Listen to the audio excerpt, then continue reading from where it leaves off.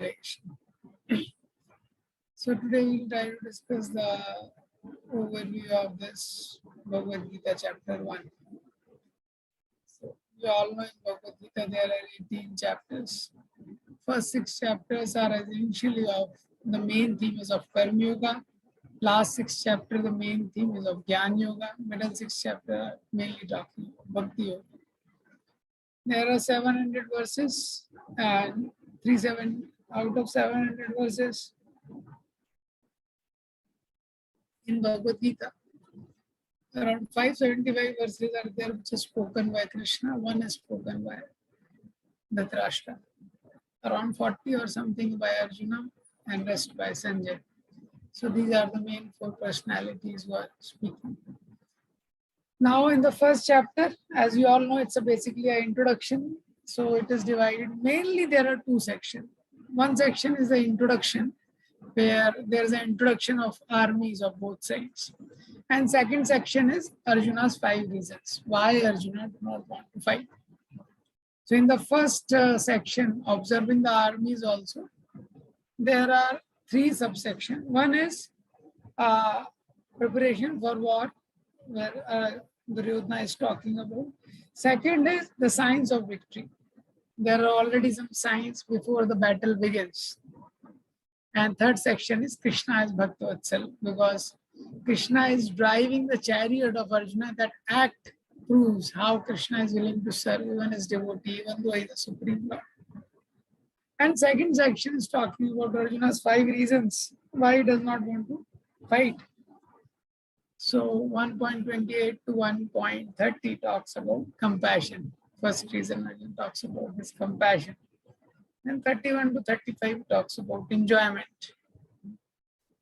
And then 36 to 38, fear of sinful reactions. Then 39 to 43 about destruction of family tradition. And in second chapter, 6th verse, the 5th reason comes of indecision. So it's easy to remember all the 5 reasons: C, D, E, F, and I. C for compassion, D for destruction of family tradition, E for enjoyment, and F for fear of sin, I for indecision. So C, D, E, F, and I. Like that, we can remember the 5 reasons which Arjuna gave. So now this Mahabharat जो है, महाभारत के अंदर भी 18 पर्व हैं. उन पर्वों के अंदर भी सब सेक्शंस हैं.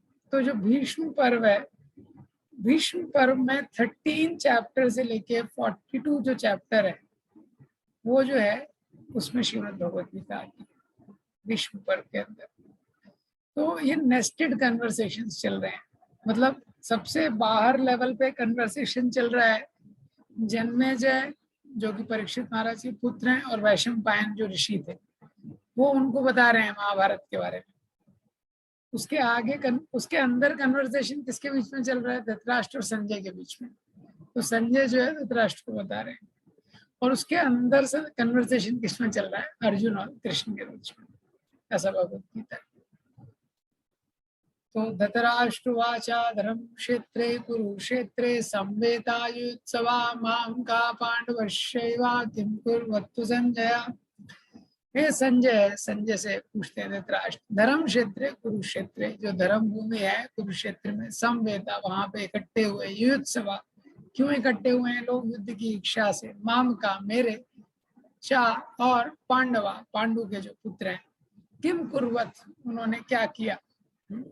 ये श्लोक से भगवद गीता की शुरुआत होती है.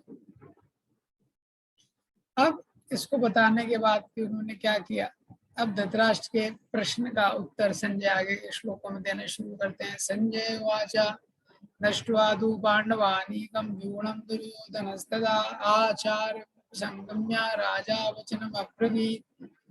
तदा उस समय व्यूढं, व्यू में जो खड़ी हुई सेना है, पांडवानीकं पांडवों की जो सेना है, दृष्टवा उसको देखकर, और आचार्य उपसंगम्य द्रोणाचार्य के पास, उपसंज्ञा मतलब पास जाकर, राजा दुर्योधन वचनम अब्रवीत, दुर्योधन ने इस प्रकार के वचन बोले. तो द्रोणाचार्य के पास दुर्योधन ने क्या बोला? इसको बताते हैं। पश्यतां पांडुपुत्राणाम आचार्यं महतीं च मुं यूणां द्रुपदपुत्रेण तव शिष्येण धीमता। आचार्य, हे आचार्य, तब आपका, तब शिष्येण धीमता, आपका धीमता मतलब बुद्धिमान जो आपका शिष्य है, द्रुपद पुत्रेण जो द्रुपद का पुत्र है, व्यूणाम वो जो ये जो सेना जो व्यू में एक अरेंजमेंट में खड़ी हुई है, पांडुपुत्रा नाम पांडवों की जो सेना है, महातीम जो बहुत भारी है, चमूम पश्चा इसको आप देखिए थोड़ा। दुर्योधन ने द्रोणाचार्य के पास जाके ऐसा बोला, तो द्रोणाचार्य ने पांडवों की सेना को देखने के लिए प्रार्थना करके जब दुर्योधन पांडवों की सेना के महारथियों को दिखाता है, तो दुर्योधन दिखा रहा है अत्र शूरा महेश्वासा भीमार्जुन समायुधि युयुधानो विराटश्च द्रुपदश्च महारथा दृष्टकेतुश्च चेकितान् काशीराजश्च वीर्यवान् पुरोजित कुन्तिभोजश्च शतभिश्च नरपुङ्गवा युधामन्विश्च विक्रान्ता उत्तमोजश्च वीर्यवान् सौभद्रो द्रौपदेयश्च सर्वे एवं महारथा।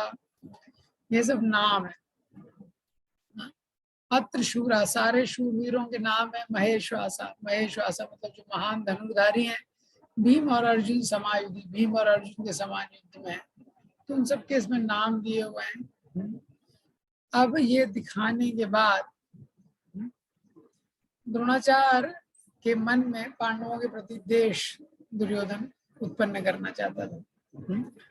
अब दुर्योधन के मन में आया है कि मैंने पांडवों की सेना की तो के बारे में बता दिया, ये अब मैं अपनी सेना के बारे में बता दूं।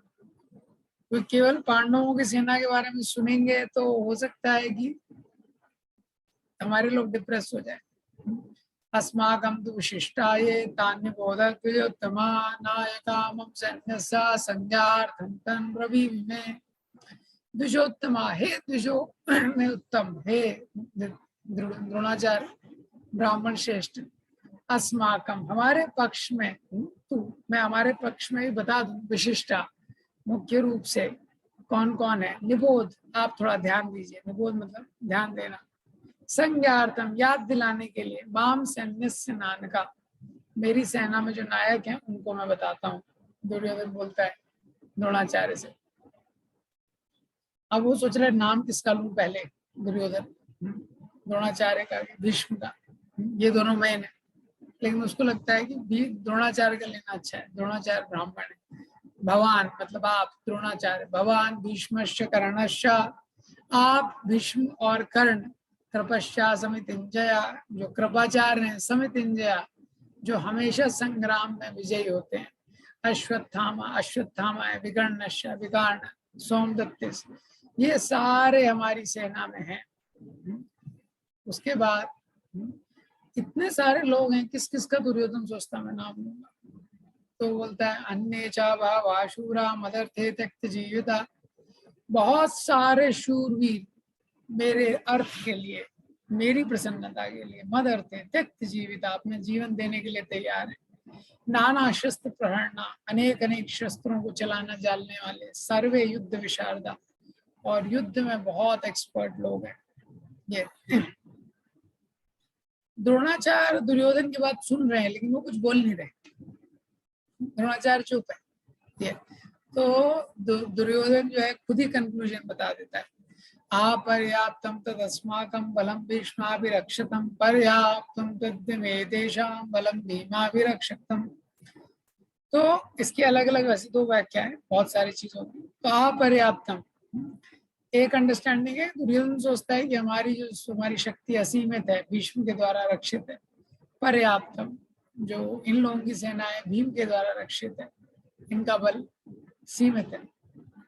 दूसरा अंडरस्टैंडिंग आचार्य देखते हैं, बोलते हैं दुर्योधन सोच रहा है अपर्याप्तम, हालांकि भीष्म हमारी रक्षा कर रहे हैं लेकिन हम पांडवों को जीतने में हमारी शक्ति अपर्याप्त है, पर्याप्त नहीं है ये, क्योंकि हम अधर्म की साइड है। दूसरी हमारी सेना में एकता नहीं है। पर्याप्तम, और जो भीम के द्वारा रक्षित इनकी सेना है ये हमको हराने में समर्थ है। अब दुर्योधन भीष्म पितामह को प्रसन्न करने के लिए अपनी सेना के बाकी लोगों को बोलता है आयनेषु च सर्वेषु यथा भागम अवस्थिता भीष्मेवाभिरक्षन्तु भवन्तः सर्वे एभिः। हाँ? तो दुर्योधन बाकी महारथियों को बोलता है भवन्तु आप सब लोग सर्वे एव, आप सब के सब, सर्वेषु आयनेषु अपने अपने मोर्चों पर यथा भागम अपनी अपनी जगह पे अवस्थिता खड़े रहिएगा, भीष्म एव अभिरक्षन्तु और चारों तरफ से आप भीष्म को रक्षा दीजिए। ये अब द्रोणाचार्य ने तो कुछ बोला नहीं ये, और जब द्रोणाचार्य ने कुछ बोला नहीं तो दुर्योधन थोड़ा उसका माइंड थोड़ा डाउन हो गया कि द्रोणाचार्य कुछ बोल नहीं रहे। तो भीष्म का पोता है, ग्रैंडसन है, ग्रेट ग्रेट ग्रैंडसन है, तो भीष्म सोचते हैं कि थोड़ा इसको एनकरेज कर देते हैं, इसको थोड़ा स्नेह से एनकरेज करने के लिए तस्य संजन्यन हर्षम कुरु वृद्धा पितामह सेनादम विनोदो च शंखम दद्मो प्रतापवान। तो बहुत उसको हर्ष देने के लिए, तस्य मतलब उस दुर्योधन को, हर्षम हृदय में हर्ष देने के लिए, संजनयन उत्पन्न करते हुए, कुरु वृद्धा कौरवों में जो वृद्ध प्रतापवान बहुत प्रभावशाली पितामह भीष्म पितामह ने सेनादम सिंह के समान विनोद गरज कर उच्च मतलब जोर स्वर से शंख बजाया। ये और जैसे ही भीष्म पितामह ने शंख बजाया तो उसके बाद क्या हुआ, उसका परिणाम क्या हुआ, तथा शंकर्ष भैर्यश्च प्रणवानक गोमुखा सहसा अनन्यता सा शब्दो तुम लोभव। सब लोग शंख बजाने लगे, मृदंगा बजाने लगे, बड़े बड़े ड्रम्स बजाने लगे, सहसा एक साथ सा शब्दों तुम लोग अभवत, बहुत ज्यादा शब्द उससे पूरे संसार में हुआ। तो इस अध्याय की शुरुआत में धृतराष्ट्र ने पूछा था कि मेरे पुत्रों ने और पांडवों के पुत्रों ने क्या किया। तो श्लोक नंबर 2 से श्लोक नंबर 13 तक संजय ने बताया कि धृतराष्ट्र के पुत्रों ने क्या किया। अब आगे के श्लोकों में बता रहे हैं कि पांडवों के पुत्रों ने क्या किया, इसका उत्तर देते हैं। तथा श्वेतर्हये युक्ते महति स्यन्दने स्थितो माधवः पांडवश्चैव दिग्विशंको प्रदद्मतो। तथा उसके बाद श्वेत सफेद रंग के, हैर मतलब घोड़े, सफेद रंग के घोड़ों से युक्त महान एक रथ जिसमें स्थित है कौन, माधवा और पांडवा। माधवा मतलब भगवान कृष्ण और पांडव अर्जुन का एक नाम है। दिव्य शंख, उन्होंने भी अपने दिव्य शंखों को बजाया। तो यहाँ पे हीरो की एंट्री है भगवत गीता में। जैसे मूवी में हीरो का एंट्री होता है ना, तो पहले उसकी गाड़ी एंटर करती है, फिर गाड़ी से हीरो निकलता है। ऐसे ही संजय कैमरा ले जा रहे हैं, पहले घोड़ों के बारे में बता रहे हैं, फिर रथ के बारे में बता रहे हैं, फिर बता रहे हैं उसमें ये दो पर्सनालिटीज बैठे हुए हैं। ये अब आगे के श्लोकों में बताते हैं कि जब पांडवों ने शंखनाद किया उसका डिटेल डिस्क्रिप्शन देते हैं। पहले बताया कि उनकी साइड से भीष्म ने शंखनाद किया, उसका डिस्क्रिप्शन दिया पांडवों ने सेना से। पांचजन्यम ऋषिकेशो देवदत्तम धनंजया पौंड्रम दद्मो महाशंका भीमकर्मा वृकोदरा। ऋषिकेशम जो इंद्रियों के स्वामी हैं, जो अंतर्यामी हैं, जो सब जानते हैं ऐसे भगवान। पांचजन्यम, उन्होंने पांचजन्य शंख बजाया। धनंजय जो अर्जुन है, देवदत्त उन्होंने शंख बजाया। पौंड्रक नाम का एक, पौंड्रम नाम का एक जो शंख था, महा बहुत भारी विशाल शंख, वो भीम ने बजाया। तो धृतराष्ट्र के जो प्रश्न का उत्तर संजय भी आरंभ करते देना कि इन लोगों ने क्या किया। तो पूरा डिस्क्रिप्शन बताते हैं कि किस प्रकार से 2 to 13 में कि कौरवों की सेना ने क्या, कौरवों ने क्या किया संजय बताते हैं। अब पांडव क्या कर रहे हैं, तो पांडवों के बारे में इनकी एंट्री बताते हैं। उसके बाद बताते हैं कि इन लोगों ने कौन कौन से शंख बजाए, उससे क्या प्रभाव पड़ा। तो सबसे पहले कृष्ण और अर्जुन दोनों ने शंख बजाए। तो सारथी हालांकि शंख नहीं बजाता है, वॉरियर बजाता है, लेकिन भगवान स्पेशल है, तो इसलिए सबसे पहले पांडवों की सेना भगवान ने शंख बजाया। अनंत विजयम राजा कुंती पुत्रो युधिष्ठिरा नकुला सह देवश्या सुघोषमणि पुष्पको। उसके बाद राजा युधिष्ठिर ने अनंत विजय नाम का शंख बजाया। उसके बाद नकुल सहदेव ने सुघोषमणि पुष्पक बजाए। उसके बाद 17वें श्लोक में भी काश्यश्चा परमेश्वासा शिखंडी च महारथा दृष्टदुम्नो विराटश्चा सात्विकश्च पराजिता। द्रुपदो द्रौपदेयश्च सर्वशः पृथिवीपते स्वदृश्यमावाउ शंखं दद्मो पृथक पृथक। ये सब लोगों ने अपने अपने शंख बजाए पांडवों की सेना में। कौरवों की सेना में केवल भीष्म पितामह का नाम लिया है, क्यों बाकी सब तो क्रिमिनल लोग हैं। संजय ने बोला इनके नाम लेके कुछ होने नहीं वाला है। ये पांडवों की सेना से 18 नाम लिया संजय ने। इन सब लोगों ने अपने अपने शंख बजाए। पांडवों की सेना से जब शंखनाद हुआ तो उसकी कौरवों की सेना पे क्या असर हुआ ये बताते हैं। सघोषोधातराष्ट्राणाम हृदयानि विदारय नवश्या पृथ्वीश्च पृथ्वीं चैव तुमुलो व्यानुनादयन्। हाँ, तो सा जब पांडवों की सेना ने शंख बजाया तुमुलो भयंकर घोष शब्द हुआ उससे। नवा आकाश च पृथ्वी, आकाश से लेकर पृथ्वी तक व्यानुनादयन् गूंजते हुए उस शब्द ने हृदयानि विदारय उनके हृदय को विदीर्ण कर दिया पांडवों की सेना के।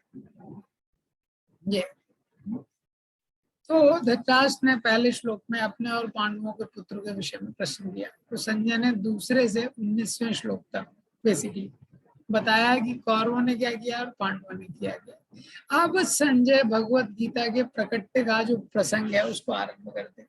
अथा व्यवस्थितान् दृष्ट्वा धातराष्ट्रं कपिध्वजा प्रवृत्ते शस्त्र संपाते धनुर्वृत्यं पांडवा ऋषिकेशं तदा वाक्यम् इदम् आह महीपते।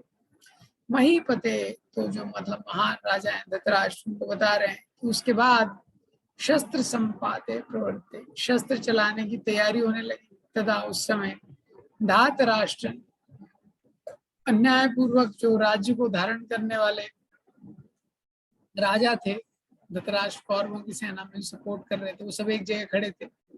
उनको देखकर पांडव अर्जुन है कपिध्वज, इनके कपिध्वज लगा, उन्होंने भगवान से इस प्रकार के शब्द बोले। अर्जुन वाचा सेनयोर्मध्ये रथम स्थापयाम्युता यावदेतान् निरीक्षेऽहं योद्धुकामान् अवस्थितान् कैर्मया स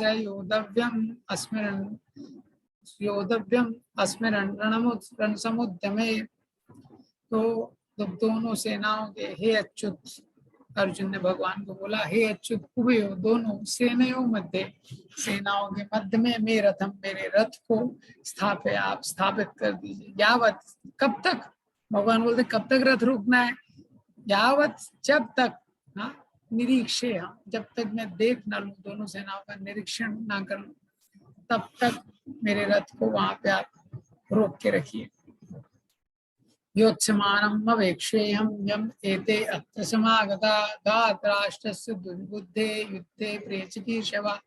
दुर्बुद्धे दुर्बुद्धि धातराष्ट्रस्य मतलब जो धृतराष्ट्र का पुत्र दुर्योधन है, युद्ध में प्रिय चिकीर्षवा, उसकी प्रिय की इच्छा चाहने वाले कौन कौन लोग हैं। या एते अत्र समागता, जो यहाँ इकट्ठे हुए हैं।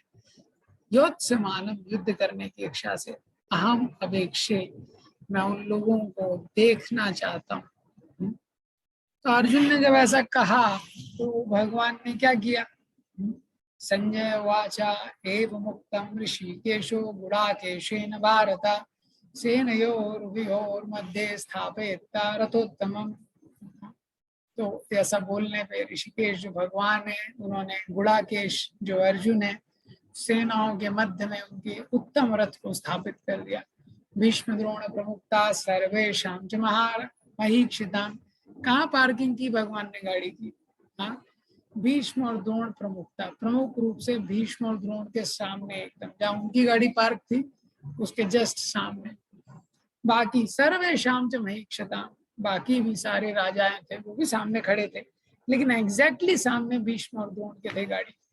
वाच पार्थ पश्यतान, फिर भगवान ने बोला कि हे पार्थ पश्यतान, तुम देखो, संवेतान, यहाँ पे इकट्ठे हुए कुरु नीति सारे कुरुओं को देखो। तो पिछले वाले श्लोक में अर्जुन ने कुरुवंशियों को देखने के लिए कहा था, है ना। तो अब भगवान ने अर्जुन को कहा कि ठीक है तुम इसको देख लो, गाड़ी पार्क कर दी। तो उसके बाद क्या हुआ। तत्र पश्यत् स्थितान् पार्था पितॄन् तथा पितामह आचार्यान् मातुलान् भ्रातॄन् पुत्रान् पौत्रान् सखीं सदा शशुरान् सुहृदश्चैव सेनयोरुभयोरपि। अथा उसके बाद पार्थ जो अर्जुन है, तत्र वहां पे उभयो दोनों से, उभयो सेनयो स्थितान् दोनों सेनाओं के बीच में, किस किस को देखा उन्होंने? पितृ पिताओं को, पितामह पितामहों को, आचार्य आचार्यों को, मातुलान मामाओं को, भ्रात्रान भाइयों को, पुत्रान पुत्रों को, पौत्रान पौत्रों को, तथा सखीन मित्रों को, ससुरान ससुरों को, सुहृद सुहृदों को, अपि अपश्यत, इन सब लोगों को देखा। अपने सारे कुटुंबियों को देखने के बाद अर्जुन ने क्या किया, इसका वर्णन करते। तान समीक्ष कौन्तेया सर्वान् बन्धूनवस्थितान् कृपया परयाविष्टो विषादन्वितम् अब्रवीत्। अवस्थितान, अपनी अपनी जगह पर स्थित, तान, इन सब लोगों को, सर्वान, संपूर्ण बंधु, सर्वान बंधु, सारे बांधवों को समीक्ष देखकर कौन्तेया अर्जुन ने परया, अत्यंत कृपया से, अत्यंत कायरता से, आविष्ट होकर, कंपैशन से आविष्ट होकर, या मोह से आविष्ट होकर, इमोशन से आविष्ट होकर, विषाद करते हुए इस प्रकार बोला। अर्जुन निवाचा द्वेष्टं सुजनं कृष्णा युत्सं समुपस्थितं सीदन्ति मामगात्राणि मुखं च परिशिष्यति मे पुतुश्चा शरीरे मे रोमहर्षश्च जायते गाण्डीवा संसुते हस्तात् त्वक्चैव परिदा जा शक्नोमि अवस्थातुं भ्रमतीव च मे मनः निमित्तानि च पश्यामि विपरीतानि केशव। तो अर्जुन ने बोला, हे कृष्ण, युद्ध की इच्छा वाले स्वजनम समुपस्थितम, ये सारे स्वजनों को मैं अपने सामने देख रहा हूँ। दृष्टवा, इनको देख के ना, गात्राणी, मेरे जो अंग हैं, सीदंती, ये शिथिल हो रहे हैं। हाँ, मुखम चा परिशुष्यति, मेरा जो मुख है वो सूख रहा है। वेपतुष्य शरीर में, जो मेरा शरीर है वो कांप रहा है। रोम हर्षश्च जायते, रोंगटे खड़े हो रहे हैं। गांडीवम संस्कृते हस्तात्, जो गांडीव है मेरे हाथ से, हस्तात् संस्कृते, फिसल रहा है। त्वक चैव परिधायते, मेरी स्किन जल रही है। भ्रमतीव च मे मनः, मेरा जो मन है ये, माय माइंड इज रोलिंग। तो न चा शक्नोमि अवस्था, तो मैं खड़े होने में असमर्थ हूँ और मुझे सब कुछ विपरीत दिख रहा। निमित्तानि च पश्यामि विपरीतानि केशव, न चाश्रेयो पश्यामि हत्वा स्वजनमाहवे। न चाश्रेयो, मुझे कोई श्रेय नहीं दिख रहा है अपने स्वजनों को मारने में, कोई औचित्य नहीं लग रहा है मुझे युद्ध करने का। भगवान अर्जुन से बोलते हैं, अरे सब तुमको अभी शौक लग रहा है, एक बार युद्ध में जीत जाओगे ना, खुश हो जाओगे तुम। न कांक्षे विजयम कृष्णा न चा राज्यम सुखानि च किम नो राजेन गोविंदा किम भोगैर्जीवितेन वा। मुझे इच्छा नहीं है, आकांक्षा नहीं है विजय की, हाँ, विजय की, न चा राज्यम, राज्य की, हाँ, क्या करूंगा मैं, किम नो राजेन गोविंदा, मैं राज्य का क्या करूंगा, गोविंद किम भोगैर्जीवितेन वा, हाँ, जीने से भी क्या लाभ होगा। अर्जुन विजय क्यों नहीं चाहते, ये आगे बता रहे हैं। ये स्मार्ते कांक्षितम नो राजा भोग सुखानि च ताइमे अवस्थिता युद्धे प्राणाम त्यक्तधनानि च। ये शाम, जिनके लिए, ये शाम अर्थे, जिनके लिए न राज्यम भोगा, हमारा ये जो राज्य है, भोग है, से सुखानि च, सुख है, कांक्षितम, जिन लोगों के लिए भोग राज्य सुख की इच्छा कर रहा हूँ, ते इमे अवस्थिता, ये ही लोग प्राणास्त्यक्ता धनानि च, युद्ध में अपना प्राण और धन देने के लिए तैयार है। अरे मैं युद्ध कर रहा हूँ तो किन लोगों को भोग, मैं खुद नहीं भोग चाहता, इन्हीं लोगों के लिए मैं विजय प्राप्त करना चाहता हूँ, इनको सुखी करना चाहता हूँ, इनको भोग देना चाहता हूँ। अब ये सारे मेरे जो टीचर हैं, द्रोणाचार्य, भीष्म पितामह है, ये सब तो अपोजिट पार्टी में खड़े हैं, तो इनको मार के क्या मतलब है इस राज्य से। तो जिनके लिए हम लोग राज्य और भोग चाहते हैं, वो लोग कौन कौन है, उसका वर्णन करते हैं आगे। आचार्य पितरा पुत्रा तथैव च पितामहा मातुला शिशुरा पौत्रा शाला संबंधना स्थिता। आचार्य, पिता, पौत्र, भीष्म पितामह, पितामह, मामा, ससुर, ये सारे लोग जो हैं, इनके लिए ही तो मैं वो करना चाहता हूँ। एतान हन्तुम इच्छामि घंतो अपि मधुसूदना अपि त्रैलोक्य राजस्य हेतु किम नु महि कृते। तो घंटा, प्रहार करने पे भी, अपि एतान हंतुम, इनको मारना ना इच्छामि, मैं नहीं चाहता। हे मधुसूदन, त्रैलोक्य राज्य से, त्रिलोकों का राज्य भी मिले हेतु, अगर मुझे त्रैलोक्य का भी राज्य मिले, अपीनु मही कृते, तो भी मैं इनको मारना नहीं चाहता। हाँ, तो बोल रहे ये हस्तिनापुर का छोटा सा राज्य का मुझे तीनों लोकों का राज्य मिले तभी मैं इनको मारना नहीं चाहता।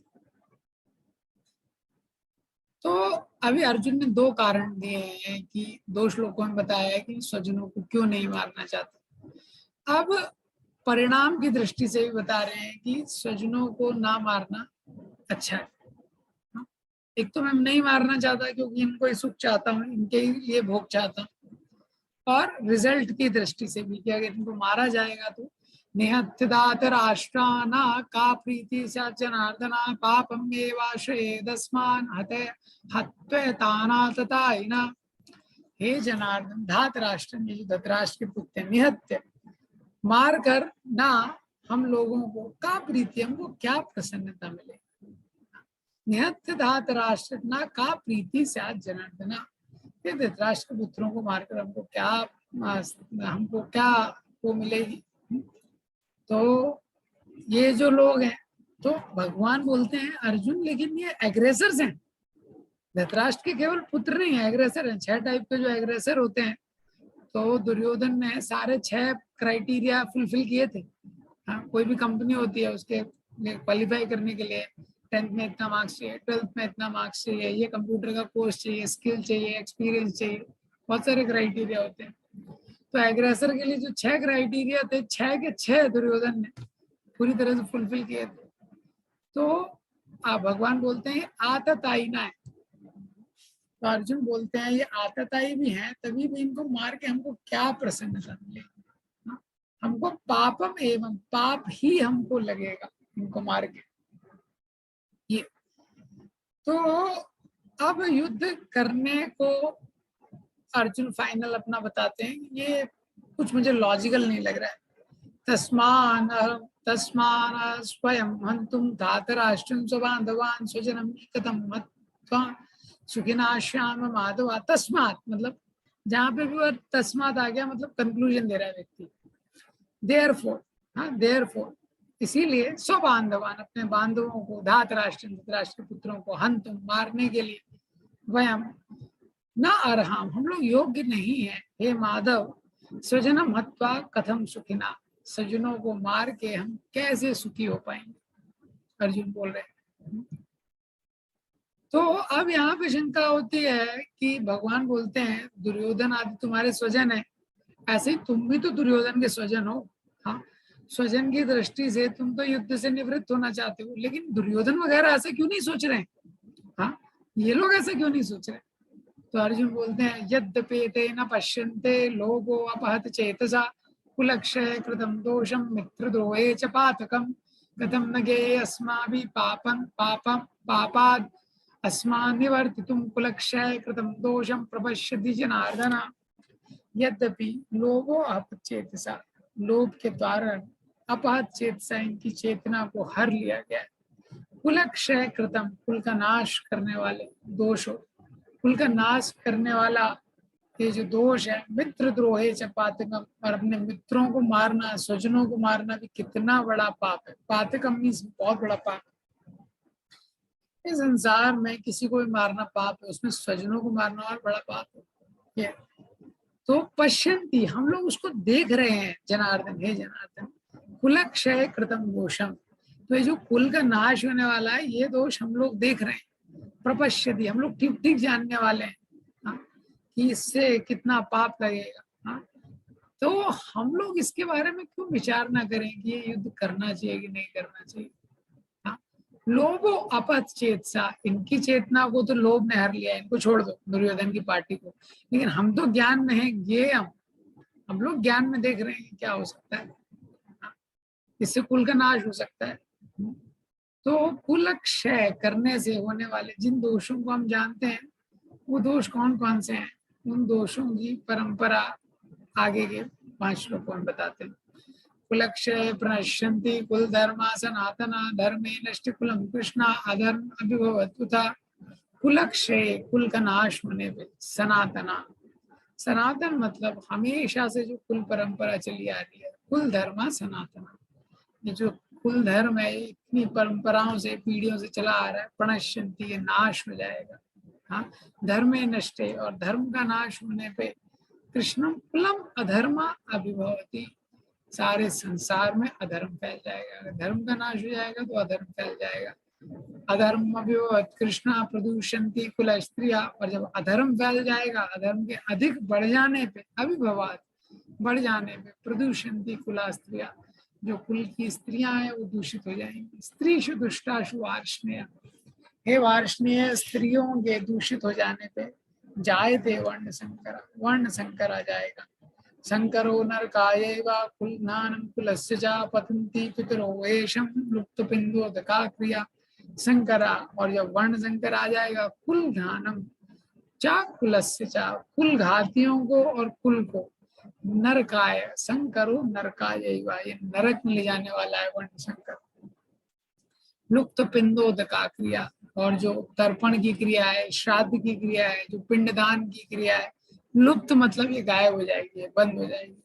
हाँ, पितर एवं पतंती पितरोवेशम, और उससे क्या होगा, जो पितर हैं वो भी अपनी स्थिति से गिर जाएंगे। तो अर्जुन बोल रहे हैं कितना बड़ा इफेक्ट होगा, देखो कुल का नाश हो जाएगा, स्त्रियां दूषित हो जाएंगी, वर्ण संकर आ जाएगा, उससे हम लोग तो नरक में जाएंगे ही। हाँ, हमारा कुल तो नरक में जाएगा ही, जो पहले जा चुके हैं ऊपर वो लोग भी ऊपर से नीचे आ जाएंगे, क्योंकि उनको कुछ मिलेगा नहीं ऊपर, पिंडदान वगैरह ये सब खत्म हो जाएगा। दोषे रहते कुल ज्ञाना वर्ण संकर कार के उत्सादंत जाति धर्म कुल धर्म शाश्वता, एते वर्ण संकरे कारक, इस प्रकार से वर्ण संकर पैदा करने वाले जो दोष है, कुल ज्ञाना शाश्वता, तो कुल घातियों को सदा से चलने वाला जो कुल धर्म है उसको छोड़ने के कारण, हाँ, जाति धर्म। तो क्या बोल रहे हैं ये कि दोषे रते, युद्ध में कुल का क्षय होने पे, कुल के साथ चलते हुए कुल के धर्मों जो है इतने जो परंपरा से, उनका नाश हो जाता है, और उनका नाश होने से अधर्म में वृद्धि हो जाती है, स्त्रियां दूषित हो जाती हैं, वर्ण संकर पैदा हो जाता है। वर्ण संकर पैदा करने वाले दोषों से क्या होता है, कुल ढाना नाम, कुल का नाश हो जाता है। और कुल का नाश होने पे क्या, जाति धर्म, जो जाति धर्म होते हैं, वर्ण के अनुसार जो धर्म है, समाज के लिए जो धर्म है, वो सब नाश हो जाएंगे। उत्सन्न कुल धर्माणाम मनुष्याणाम जनार्दना नरके नियतम वासो भवाति भवति अति अनुशोषण। जनार्दन, हे जनार्दन, उत्सन्न कुल धर्माणाम, जब कुल धर्म नाश हो जाता है, जब लोग कुल धर्म को छोड़ देते हैं, मनुष्याना, तो ऐसे मनुष्य अनियताम, अनियताम मतलब कोई ड्यूरेशन ही फिक्स नहीं, बहुत समय तक नरक में वास, उनको नरक में वास मिलता है, बहुत समय तक उनको नरक में वास मिलता है, बहुत ही ऐसा होता है। अनुशुष्मा, मैंने सुना है, परंपरा मैंने सुना है, मैं स्पेकुलेट नहीं कर रहा हूँ, अर्जुन बोल रहे हैं, मैंने पहले सुना है परंपरा में कि ऐसा होता है। तो युद्ध में होने वाली क्या क्या ये चैलेंजेस हो सकते हैं, तो अर्जुन ने बताया। अब इस तरह की चीजों का अर्जुन पे क्या असर पड़ा वो बता रहे हैं। अहोवत महत्पापम कर्तुम व्यवसिता वयम यदराज सुलोके ना हंतुम स्वजनम उद्यता। अहो, ये सब सोच के अर्जुन बोल रहे हैं अहो, बड़े आश्चर्य की बात है। हाँ, अहोवत वयम, बड़े खेद की बात है, वयम हम लोग, महत पापम कितना बड़ा भारी पाप कर तुम करने जा रहे थे। अर्जुन कृष्ण को बोलते हैं बड़े आश्चर्य की बात है, हम लोग कितना भारी पाप करने जा रहे थे, व्यवसिता निश्चय कर बैठे हैं। क्यों, राज्य सुख लोभ है ना, राज्य और सुख के लोभ में कितना बड़ा पाप करने जा रहे थे। स्वजनम हंतु मुद्यता, स्वजनों को मारने पे हम लोग तुल गए, कितना बड़ा पाप करने जा रहे थे ये। तो आश्चर्य और खेद में निमग्न हुए अर्जुन ने, क्या निमग्न हुए जो अर्जुन है, तो अब वो अपना तो सोचते हैं कि तुम्हारा बहुत बड़ा पाप हो जाता अगर सृजनों को मार देते, तो अब क्या किया जाए। यदि मामा प्रतीकारम शस्त्रम शस्त्र पाणया धातराष्ट्रेण तुम सेमतरम भवेत्। तो बोल रहे हैं यदि अगर मुझे कोई शास्त्र पाण या शास्त्रों को चलाने वाला जो व्यक्ति है, ये अस्त्र लिए खड़े हुए हैं, धातराष्ट्र धृतराष्ट्र और इसके पुत्र जो है रण में अप्रतिकारम, बिना काउंटरैक्ट किए, बिना प्रतिकार किए मुझे अगर रण में मार दें तो क्षेम तरम, वो मेरे ख्याल से मेरे लिए बेनिफिशियल होगा। अर्जुन बोलते हैं हाँ, कि वो मेरे लिए बेनिफिशियल होगा। ये अब ये बोलने के बाद अर्जुन ने क्या किया, संजय वाचा एवं मुक्त्वा अर्जुन आसांगे रथोपस्थो पाविशत विसृज्यं रजरं चापम शोक संविन्न मानसा। तो इस प्रकार से एवं मुक्त्वा अर्जुना, ऐसा बोलने के बाद सांख्य जो अर्जुन थे, जो युद्ध करने के लिए युद्ध भूमि में खड़े थे, रथोपस्थम, रथ पे बैठ गए। अभी तक खड़े थे, अब क्या है, बैठ गए।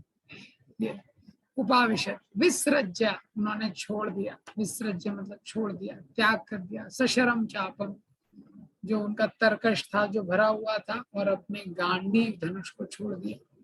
शोक संविघ्न मानसा, इतने टेंशन में अर्जुन आ गए, शोक से भर गए और उन्होंने गांडीव को छोड़ दिया। तो this is essentially the first lesson of Bhagavad Gita. The main teachings in this first lesson, the main lessons. First lesson, Krishna is talking about the dual mentality of Dhritarashtra. That is the lesson number 1. The me and mine leads to conflict. Second lesson is Duryodhana's material calculation. Person who calculates materially forgets to count the person who matters the most. That is Krishna. Similarly, in our life, if you only calculate life based on material calculation, we lose a lot. Third lesson, signs of victory. In signs of victory, you will find so many things are given. Arjun के पास chariot special था, शंख special थे, अर्जुन का रथ special था, रथ में घोड़े special थे, उनका झंडा स्पेशल था, सारथी स्पेशल था। सारी स्पेशल चीजों को दुर्योधन काउंट करना भूल गया, जिसके कारण अर्जुन को विक्ट्री मिल रहा। क्योंकि दुर्योधन को क्या लगा, कृष्ण के हाथ में अस्त्र नहीं है और कृष्ण ने बोला युद्ध नहीं करेंगे। तो one more important lesson, Duryodhana forgot that Krishna includes everything. Krishna means everything. Krishna में सब कुछ इंक्लूड हो जाता है, हमको सेना की जरूरत नहीं है।